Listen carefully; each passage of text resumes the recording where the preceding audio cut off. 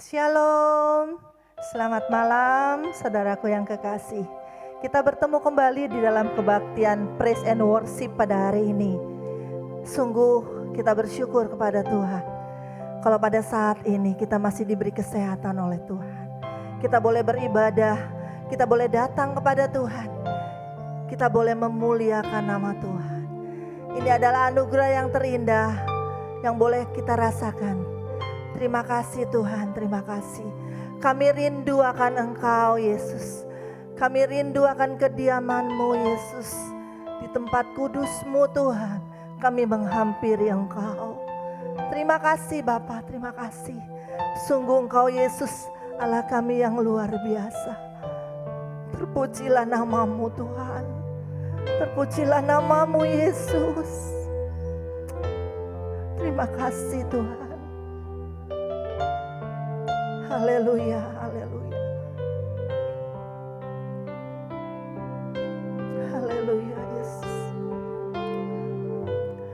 Bertiru sarindu sungai-Mu, jiwaku rindu Engkau. Kaulah Tuhan hasrat hatiku, ku rindu menyembah-Mu. Amin. Haleluya Yesus. Bertiru sarindu sungai-Mu, jiwaku rindu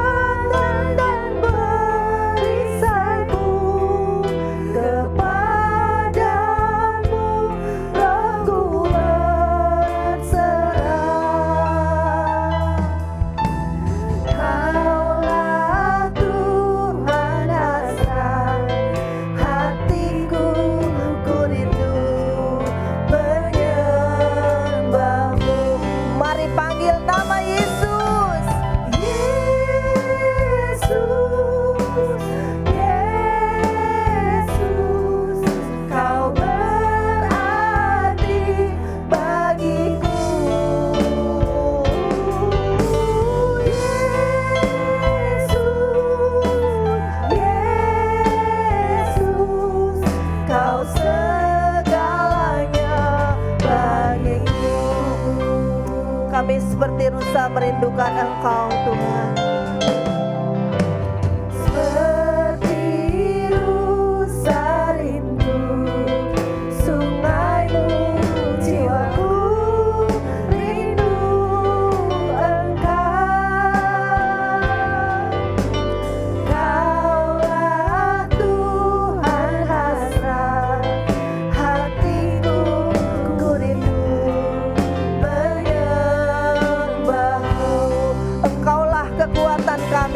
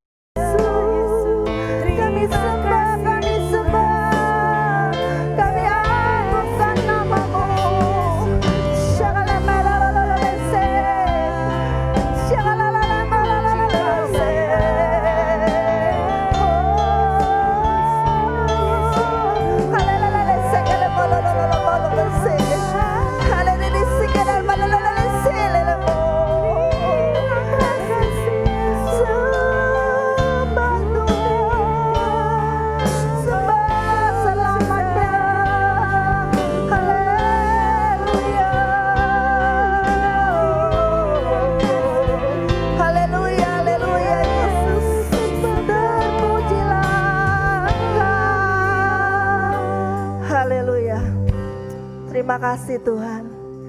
Terima kasih Bapa. Inilah kami di hadapan-Mu Tuhan. Kami mau naikkan pujian kami lebih lagi akan Engkau Tuhan. Kami percaya Tuhan, Engkau memberkati setiap kami. Engkau melawat setiap kami yang beribadah pada malam ini. Terpujilah nama-Mu Tuhan. Hanya di dalam nama Yesus kami berdoa. Haleluya. Amin. Puji Tuhan. Kita percaya hanya Yesus yang menjadi kekuatan bagi kita. Amin. Haleluya.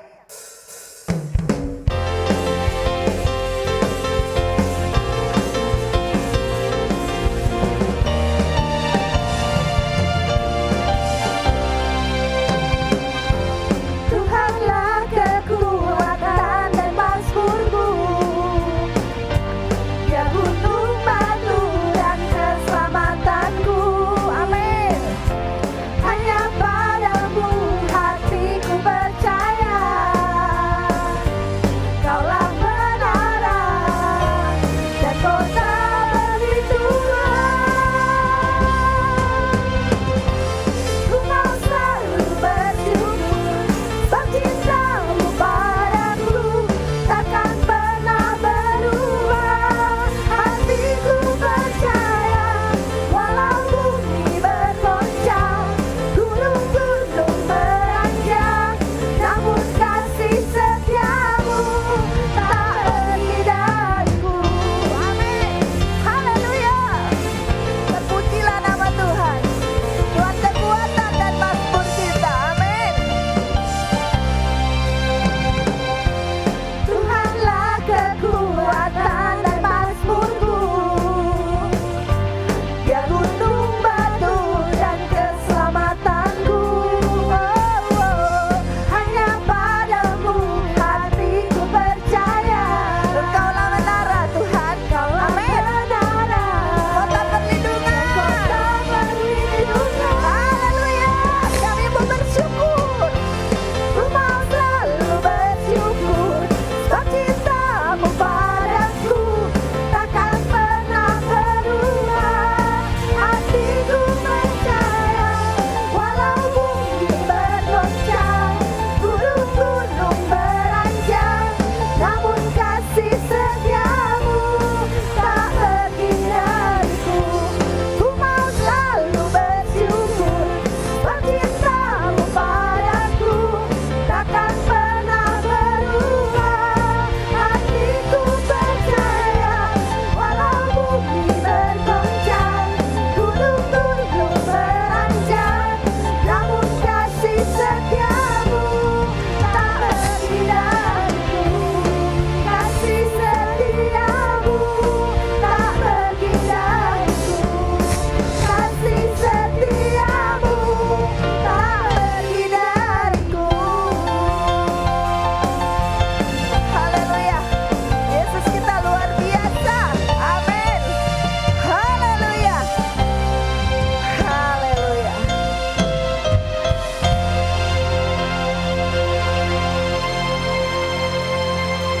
Haleluya Yesus.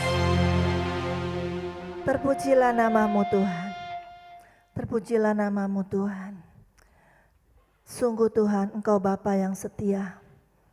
Kadang-kadang Tuhan, kami kurang setia akan Engkau, tapi Engkau tetap setia akan kami Tuhan.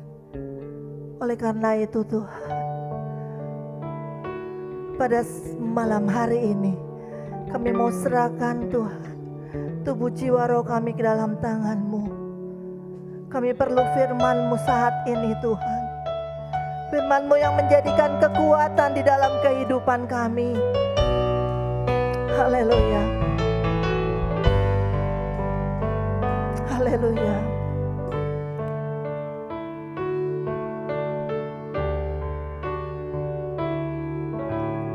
Bapa, Kau setia. Bapa, Kau mulia. Tenanglah jiwaku, aman bersamamu. Amin.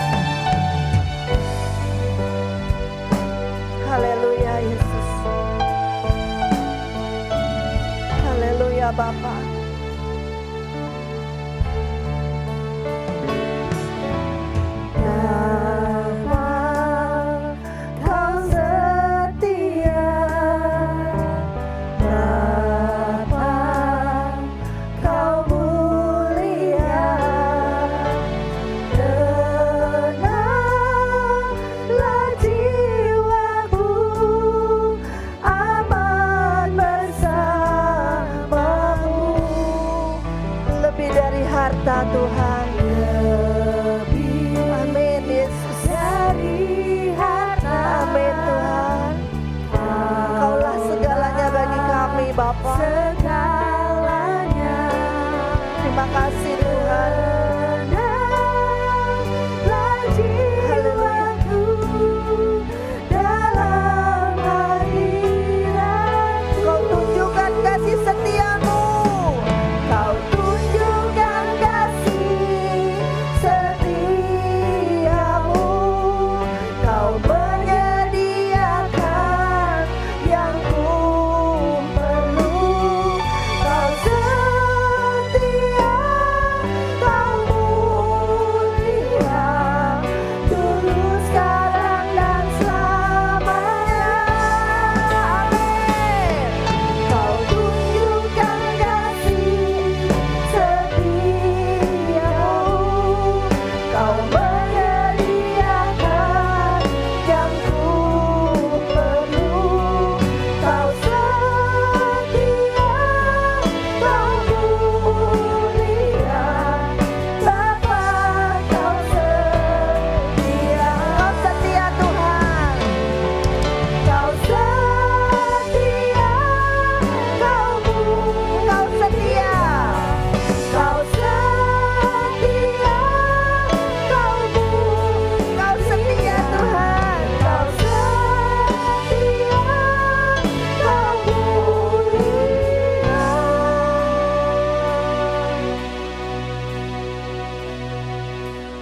Bapa, Kau setia.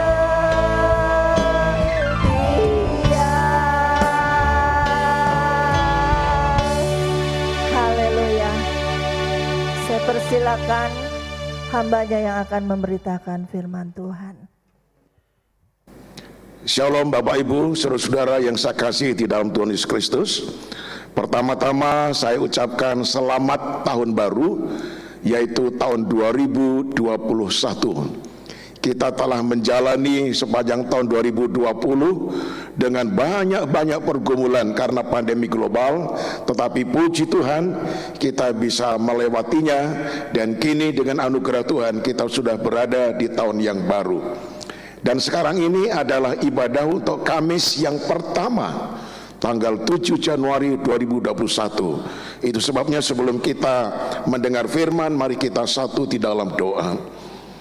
Ya Tuhan, kami mengucapkan syukur, terima kasih kepada Tuhan.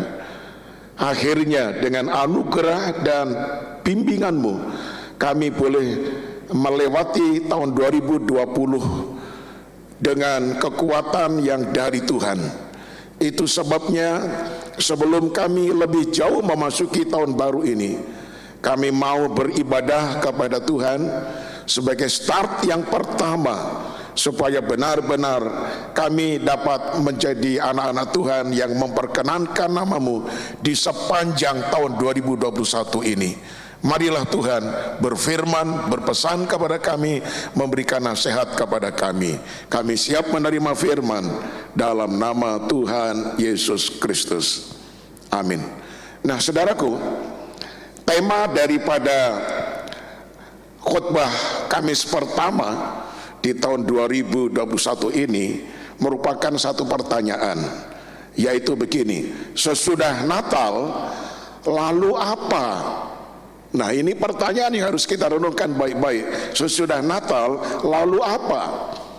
Saya bacakan natsnya yang terambil dari 1 Petrus pasal yang keempat ayat 7 sampai ayat yang ke-11, yang demikian bunyinya: hidup orang Kristen, kesudahan segala sesuatu sudah dekat.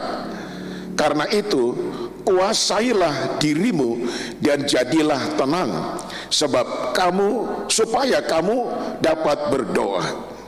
Tetapi yang terutama, kasihilah sungguh-sungguh seorang akan yang lain, sebab kasih menutupi banyak sekali dosa.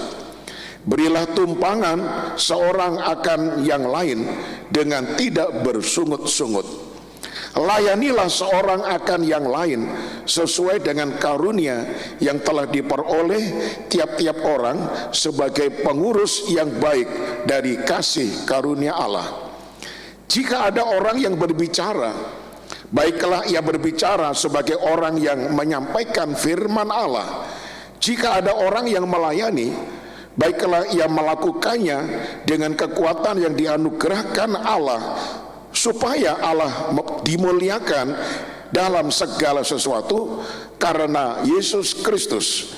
Ialah yang empunya kemuliaan dan kuasa sampai selama-lamanya. Amin.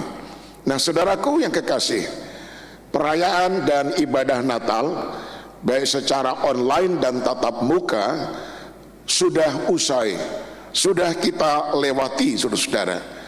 Karena itu nanti semua pernak-pernik daripada hiasan Natal tentu akan dibongkar, baik yang dari gereja ataupun dari mal-mal yang kita lihat selama bulan Desember sangat semarak sekali. Nanti semuanya tentunya akan dibongkar dan disimpan kembali. Nah, saudaraku yang kekasih, ada satu pertanyaan. Sesudah kita merayakan Natal dan itu sudah kita lewati, apakah makna Natal, apakah pesan Natal itu sudah menjadi suatu tekad yang akan kita wujudkan di dalam tahun yang baru, tahun 2021 ini? Ataukah barangkali kebalikannya, kita kembali biasa-biasa saja seperti sedia kala, masing-masing dengan kekurangan-kekurangan kita masih seperti itu, saudara-saudara? Tentu saudara sendiri yang harus bisa menjawabnya, saudara-saudara. Nah, itu sebabnya saya memulai di dalam bagian yang pertama, saudara-saudara, yaitu pada ayat yang ke-7. Kesudahan segala sesuatu sudah dekat. Nah, apa maksudnya di sini?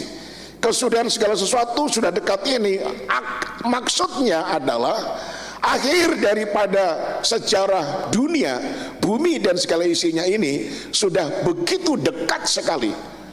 Orang sana mengatakan kiamat, saudara-saudara. Itu sudah dekat sekali. Dan tanda-tandanya sudah begitu gencar, luar biasa. Nah, kita mesti betul-betul memahami dan kita harus betul-betul mempunyai kearifan untuk dapat membaca tanda-tanda zaman.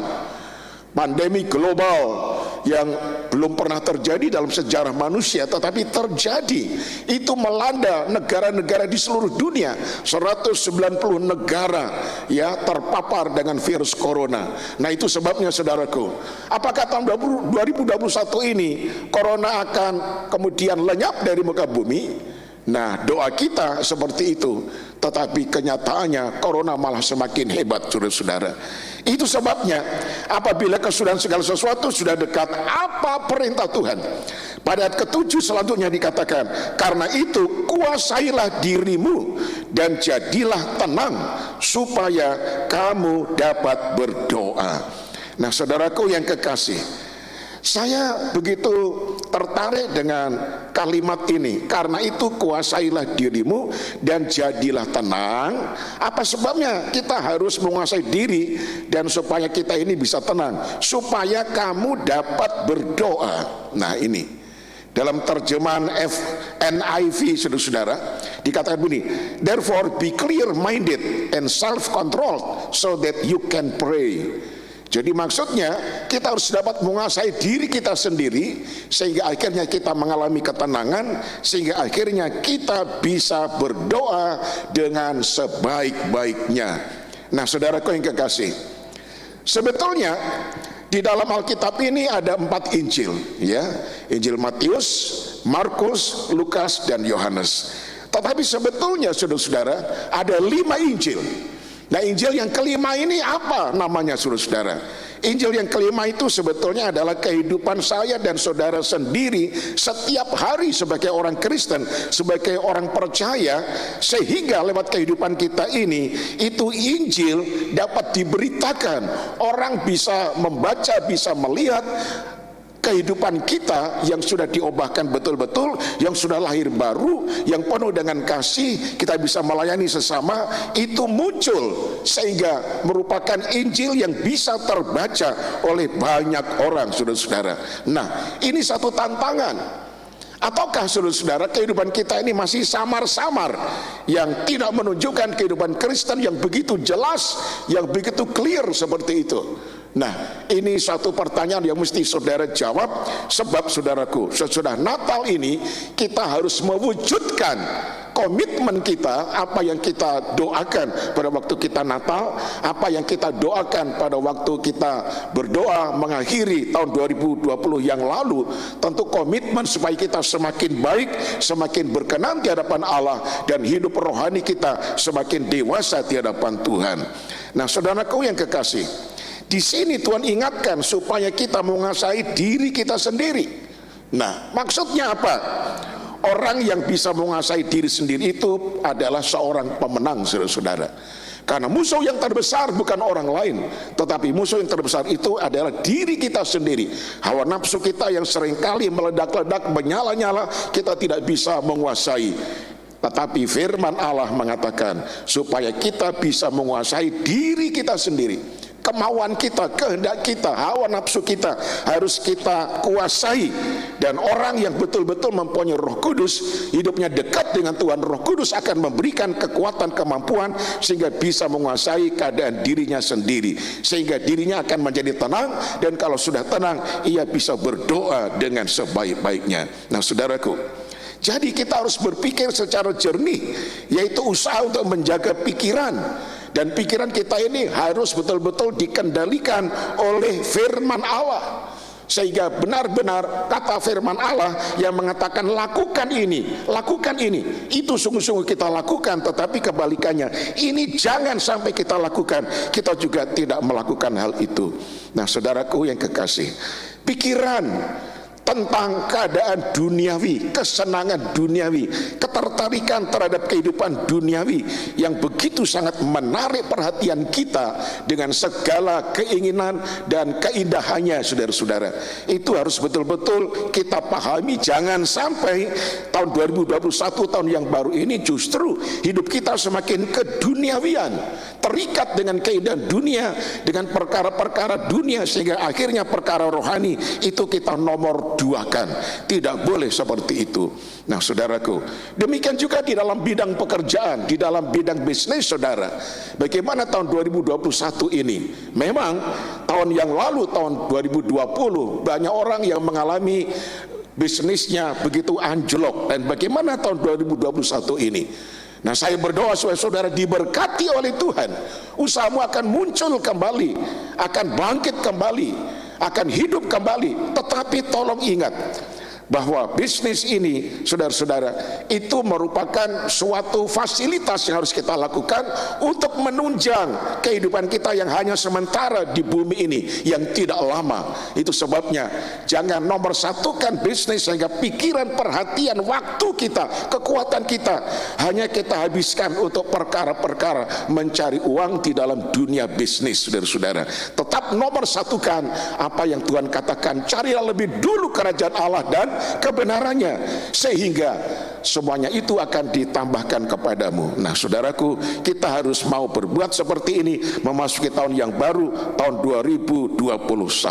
Sehingga sebagai orang yang beriman, saudara-saudara, maka penekanannya adalah kepada hal-hal yang rohani, hal-hal yang bernilai kekal. Alasannya karena kesudahan segala sesuatu itu sudah dekat.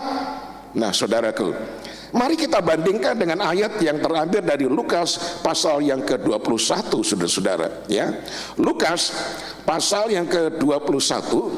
Mari coba kita melihat ayat 34 sampai dengan ayat yang ke-36.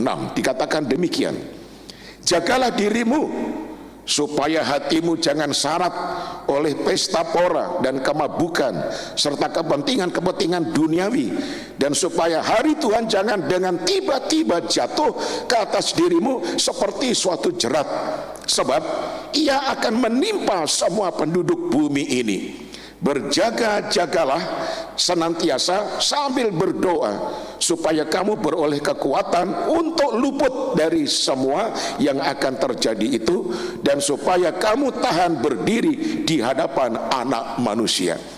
Ini suatu pesan daripada firman Tuhan, nasihat untuk berjaga-jaga, ya, menjaga diri kita, saudara-saudara, supaya hati kita tidak syarat atau dipenuhi dengan perkara-perkara hawa nafsu keduniawian yang tadi dikatakan pesta pora, kemabukan, kepentingan duniawi dan sebagainya. Ya, apa sebabnya? Karena dikatakan hari Tuhan itu tiba-tiba akan datang. Tiba-tiba tanpa kita sadari, tiba-tiba akan datang, dan itu akan menimpa manusia seluruh dunia, tidak ada yang terkecuali. Itu sebabnya pesan daripada firman ini, berjaga-jagalah senantiasa sambil berdoa, supaya kamu beroleh kekuatan untuk luput dari semua yang akan terjadi itu, dan semua kamu tahan berdiri di hadapan Anak Manusia. Khususnya dalam rangka pandemi global ini yang melanda seluruh dunia, saudara-saudara, maka firman Allah mengatakan kalau kita betul-betul berjaga-jaga, artinya kita melaksanakan apa yang dinasihatkan oleh pemerintah, ya, misalnya 3M, ya, yaitu apa 3M ini? Memakai masker dimanapun kita pergi dan berada, ya, mencuci tangan, ya, sampai bersih di air yang mengalir, ya, dan kemudian menjaga jarak. Demikian juga ada 3 perkara yang mesti kita lakukan, yaitu iman, aman, dan imun, saudara-saudara. Iman artinya kita percaya bahwa Tuhan Yesus yang Immanuel itu menyertai saya dan menyertai saudara, sehingga kalau kita bersekutu intim dengan Tuhan, Tuhan beserta dengan kita. Karena Immanuel itu adalah Allah yang menyertai kita, maka apa yang terjadi? Kita akan luput dari semua yang akan terjadi menimpa kita, ya. Jadi iman kita harus tertuju kepada Yesus. Lalu aman. Aman dalam arti dimanapun kita memakai masker, mencuci tangan, menjaga jarak dan sebagainya, maka kita aman sehingga tidak tertular dengan virus corona itu yang tiba-tiba menimpa kita. Lalu kemudian imun. Imun ini berbicara tentang kekuatan, ya, imunitas di dalam diri kita, saudara-saudara, sehingga dengan imun itu maka tubuh kita dapat melawan virus-virus yang masuk. Nah, bagaimana untuk menjaga imunitas? Kita harus beristirahat, ya, tidur, ya, pada waktu yang betul-betul sesuai dengan umur kita. Jangan sampai kita kekurangan waktu tidur, saudara. Harus cukup kita beristirahat atau tidur. Demikian juga makanan dan minuman yang kita makan dan minum itu harus terjamin di dalam keadaan yang sehat.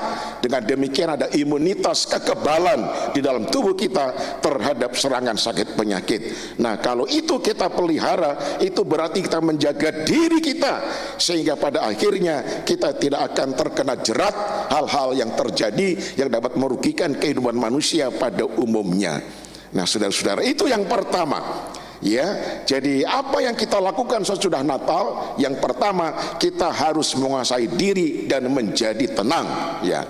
Kemudian kita kembali lagi yang kedua, yaitu pada ayat yang ke-8 sampai dengan ayat yang ke-10. Nah, saya bacakan kembali, yaitu di dalam 1 Petrus yang ke-4 tadi, saudara-saudara, yaitu pada ayat yang ke-8 sampai dengan ayat yang ke-10. Nah, dikatakan demikian, saudara. Tetapi yang terutama kasihilah sungguh-sungguh seorang akan yang lain, sebab kasih menutupi banyak sekali dosa. Berilah tumpangan seorang akan yang lain dengan tidak bersungut-sungut. Layanilah seorang akan yang lain sesuai dengan karunia yang telah diperoleh tiap-tiap orang sebagai pengurus yang baik dari kasih karunia Allah. Nah, saudaraku, apa yang kita lakukan sudah kita bernatalan, memasuki tahun yang baru, yaitu mengasihi dengan sungguh-sungguh.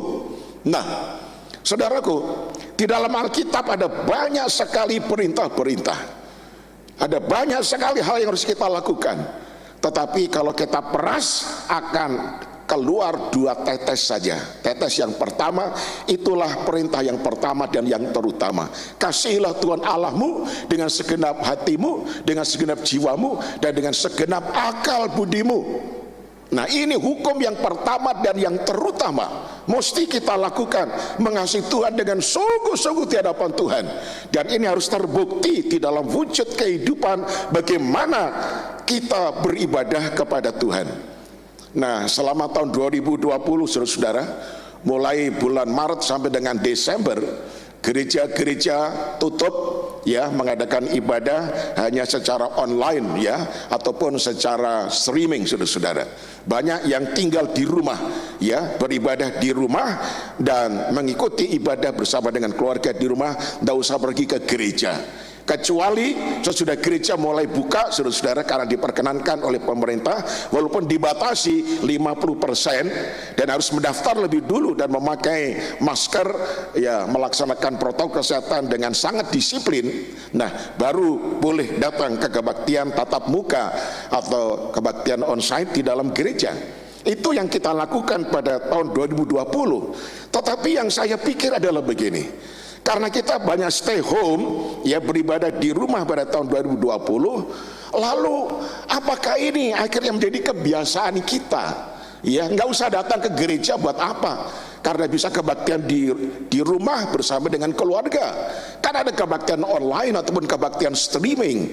Nah, saudaraku yang kekasih, kalau Anda betul-betul sehat walafiat dan umur saudara dari 15 sampai dengan 60 tahun, apa sebabnya saudara hanya tinggal di rumah? Ya, janganlah kebiasaan stay home atau tinggal di rumah itu akhirnya menjadi sifat kebiasaan saudara, sehingga saudara tidak suka lagi pergi ke gereja. Kecuali saudara tidak sehat ya, kecuali saudara ada hal-hal yang negatif karena virus corona ini, tentu saudara tidak boleh datang ke gereja. Tetapi kalau sehat, kenapa Anda tidak bisa datang ke gereja? Nah, saudaraku yang kekasih, jadi yang pertama, kasihilah Tuhan Allahmu dengan segenap hatimu, dengan segenap jiwamu, dengan segenap akal budimu. Buktikan bahwa saudara adalah orang yang beribadah. Buktikan. Yang kedua, yaitu begini bunyinya, kasihilah sesamamu manusia seperti dirimu sendiri. Nah, ini adalah hukum yang kedua saudara-saudara. Nah, saudaraku, bagaimana kita mengasihi sesama manusia? Maka di dalam firman Tuhan tadi dikatakan ya, kasihilah sungguh-sungguh seorang akan yang lain, sebab kasih menutupi banyak sekali dosa. Nah, jadi kita melihat di antara sidang jemaat kita, ya saudara-saudara seiman kita, memang ketika menghadapi pandemi global ini, ya keadaan ekonomi keluarga banyak yang merosot sama sekali. Banyak yang sakit dan akhirnya tidak mampu bekerja kembali. Nah, ketika Anda diberkati oleh Tuhan, ya, dan ekonomi saudara di dalam keadaan yang sangat sehat, ketika melihat jemaat ataukah itu merupakan orang lain yang menderita sengsara penuh kekurangan, apakah saudara tidak tergerak untuk mengulurkan tangan, memberkati mereka, meringankan beban mereka? Nah, itu sebabnya gereja kita di GBI Karunia Kebenaran Lama, Gracia di Pamulang, Karisma Pondok Cabe, dan Anugerah yang ada di BSD, itu selama pandemi banyak memberikan bingkisan-bingkisan yang berupa makanan-makanan kepada seluruh anak-anak Tuhan yang mengalami kekurangan. Dan gereja kita sudah banyak menjadi berkat, bukan hanya untuk anggota jemaat tetapi untuk kawasan RT dan RW di mana gereja kita berada. Oh, puji Tuhan. Dan ini merupakan tanda atau wujud kita melaksanakan kasih terhadap sesama manusia.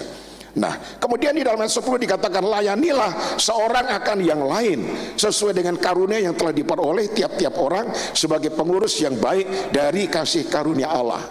Jadi kita harus terpanggil untuk melayani banyak sekali orang. Seperti Yesus datang ke dalam dunia bukan untuk dilayani tetapi untuk melayani. Kita diutus di tengah-tengah masyarakat, mari kita melayani tetangga-tetangga kita, menjadi berkat, menjadi terang, menjadi garam dunia, sehingga di mana kita berada Injil diberitakan bukan lewat perkataan kita tetapi lewat perbuatan kita yang menunjukkan, yang menampilkan kehidupan Kristus lewat kehidupan kita sehari-hari. Haleluya.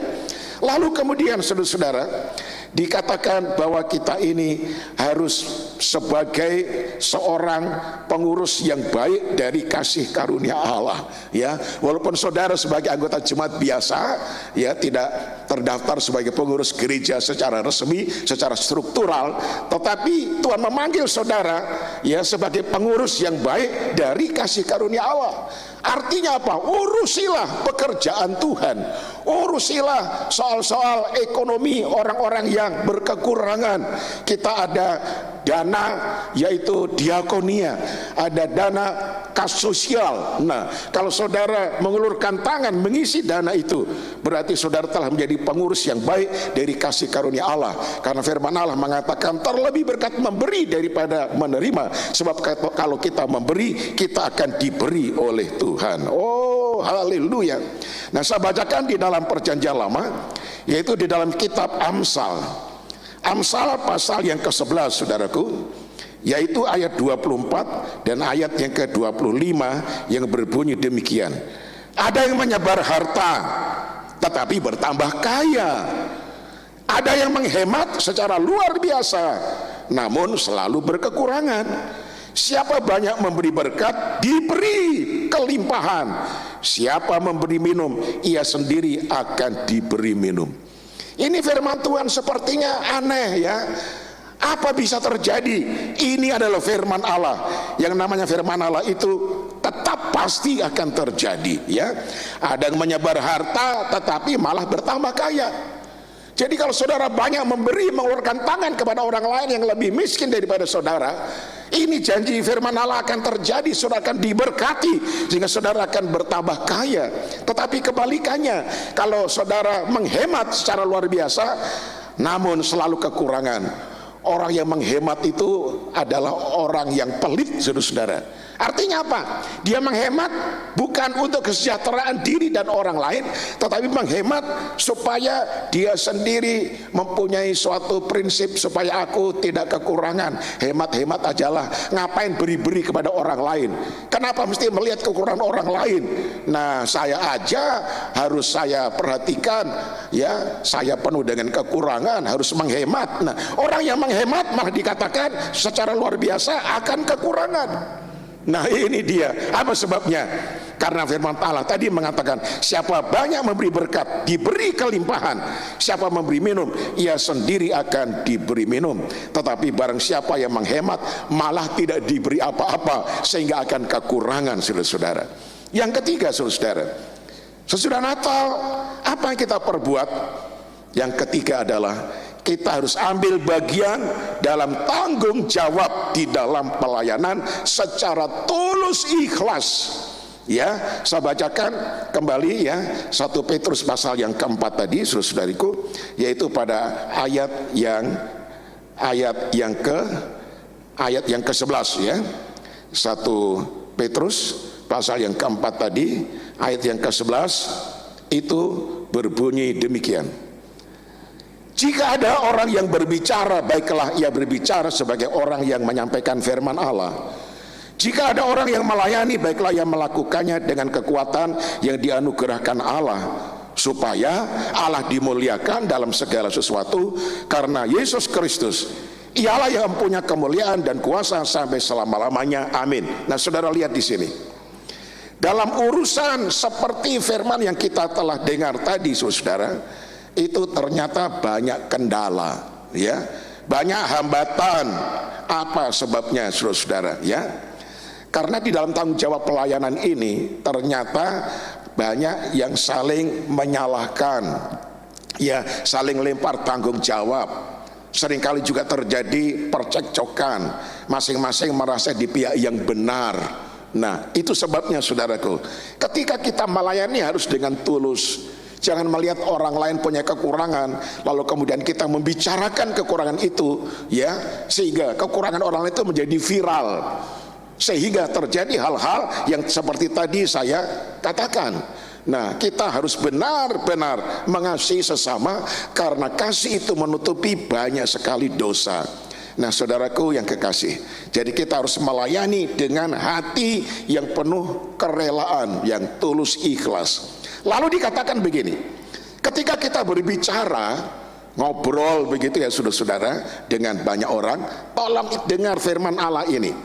Baiklah ia berbicara sebagai orang yang menyampaikan firman Allah. Jadi ketika kita berbicara saudara-saudara, harus pada koridor firman. Katakan apa yang ya, katakan ya. Katakan yang tidak juga tidak. Jangan sampai yang tidak terjadi kita katakan terjadi, yang sudah terjadi malah kita katakan tidak pernah terjadi. Jadi mulut kita harus bisa dipercaya, perkataan kita harus menjadi berkat.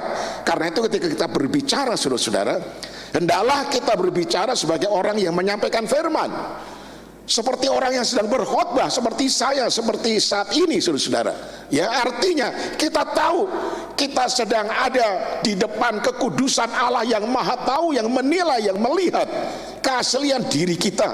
Nah, itu sebabnya ketika kita ngobrol dengan banyak orang harus tetap pada koridor kebenaran di atas segala kebenaran. Haleluya.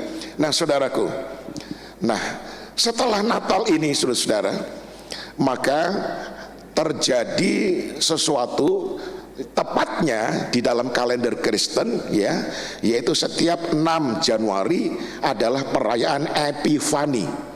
Nah sekarang kan tanggal 7 Januari kan. Nah tanggal 6 Januari itu menurut kalender gereja adalah perayaan Epifani. Nah apa maksudnya? Epifani ini adalah penampakan Tuhan ya. Nah artinya apa saudara-saudara? Ketika gereja mengadakan perayaan Epifani setiap tanggal 6 Januari, khotbahnya selalu menyinggung yaitu para Majus yang datang dari timur untuk mencari Yesus dan untuk menyembah akan Dia, lalu membawa persembahan yang diberikan kepada Raja di atas segala raja yang telah lahir di bumi, Sang Juru Selamat, Sang Immanuel, yaitu Yesus Kristus Tuhan, saudara-saudara. Nah itu sebabnya sesudah kita merayakan Natal, Epifani, penampakan Tuhan itu harus terjadi. Artinya lewat hidup saya, lewat hidup saudara, lewat tingkah laku saya, lewat tingkah laku saudara, lewat perkataan-perkataan yang keluar dari mulut saya, juga dari mulut saudara, itu harus menampakkan pribadi Yesus Kristus yang maha kudus, yang maha suci adanya. Ya, dengan demikian saudara-saudara, Yesus Kristus yang telah lahir di bumi sebagai juru selamat dunia, yang telah mengampuni dosa-dosa kita itu, kehidupan Yesus, pribadi Yesus, karakter Yesus, sifat Yesus harus nampak melewati kehidupan kita sehari-hari. Nah, sehingga kita ini menjadi Injil yang hidup, Injil yang bisa berjalan, Injil yang bisa berbicara, Injil yang bisa dilihat, dan Injil yang dirasakan kebaikannya oleh banyak sekali manusia.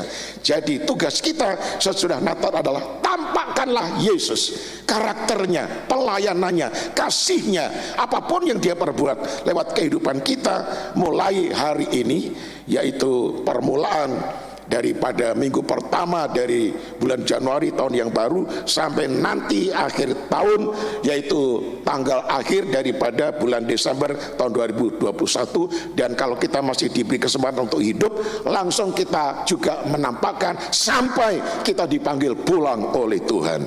Nah saudaraku, itulah hal-hal yang harus kita laksanakan sesudah kita merayakan Natal dan merayakan yaitu tutup tahun, meninggalkan tahun 2020, memasuki tahun 2021.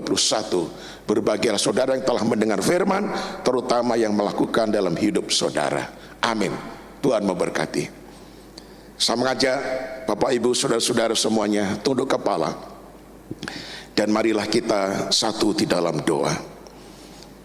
Tuhan Yesus, dengan mengucap syukur Tuhan telah memimpin kami meninggalkan tahun 2020 dan kini memasuki tahun baru 2021. Hari ini adalah Kamis pertama di tahun yang baru, dan kami mendengar suatu renungan yang merupakan pertanyaan, sesudah Natal lalu apa? Ternyata Engkau menghendaki supaya kami bisa menguasai diri dan menjadi tenang, sehingga kami bisa berdoa dengan baik, karena akhir daripada segala sesuatu, akhir daripada kesudahannya ini sudah dekat. Kemudian kami terpanggil untuk mengasihi lebih sungguh-sungguh lagi Pertama-tama mengasihi Tuhan, dan yang kedua mengasihi sesama manusia. Sehingga itu kami laksanakan dengan hati yang tulus ikhlas, berlimpah-limpah di hadapan Tuhan. Engkau juga memanggil kami sesudah Natal ini supaya kami mengambil bagian dalam tanggung jawab pelayanan secara tulus, dengan cara menampakkan pelayanan Yesus melalui kehidupan kami sehari-hari. Sehingga lewat kehidupan kami sehari-hari, maka tanggung jawab pelayanan kepada setiap manusia itu bisa nampak lewat perbuatan hidup kami sehari-hari. Terima kasih banyak ya Tuhan. Biarlah firman-Mu melekat di dalam hati sanubari kami, karena yang berbahagia adalah mereka yang mendengar firman, memahami dan melakukan dengan iman. Dalam nama Tuhan Yesus, amin. Terpujilah nama Tuhan, kita sudah mendengarkan suara Tuhan. Sekarang kita akan membawa persembahan kita kepada Tuhan. Kita mau membawa yang terbaik untuk Tuhan.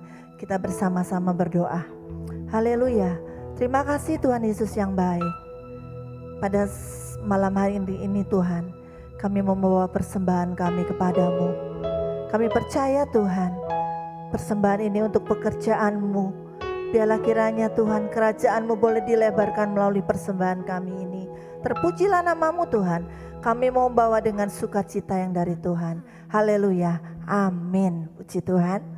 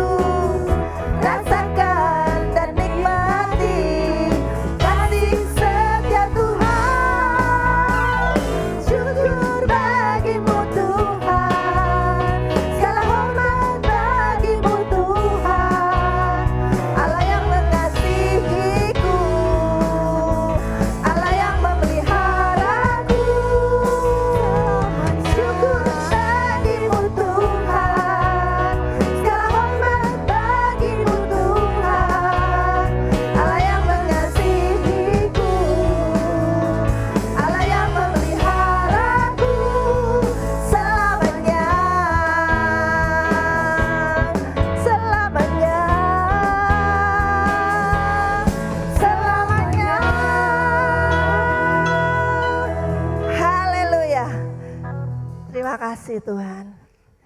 Dan sekarang mari saja Bapak Ibu Saudara semuanya bangkit berdiri. Terimalah doa berkat ini menjadi milik bagianmu, yang kau bisa nikmati memasuki hari yang baru di tahun baru ini. Kemudian kita menjalani sepanjang tahun 2021. Semuanya bangkit berdiri dan angkat kedua belah tanganmu. Jemaat yang dikasihi Tuhan, Tuhan memberkati engkau dan melindungi engkau di sepanjang tahun baru ini. Tuhan menyinari engkau dengan wajahnya dan memberikan engkau kasih karunia. Tuhan sendiri menghadapkan wajahnya kepadamu dan memberikan engkau damai sejahtera. Anugerah berkat damai sejahtera dari Bapa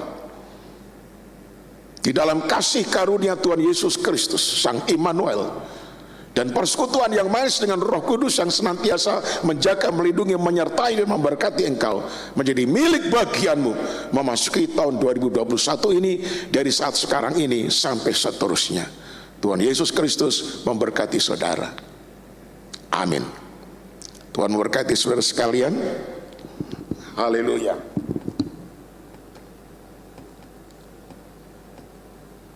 Shalom.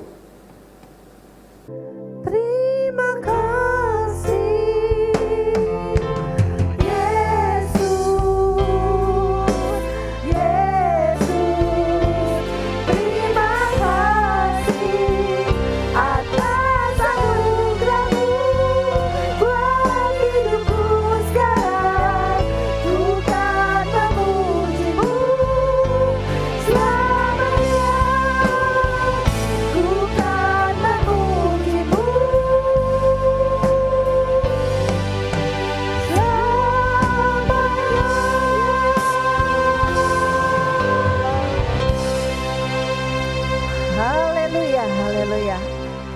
Haleluya.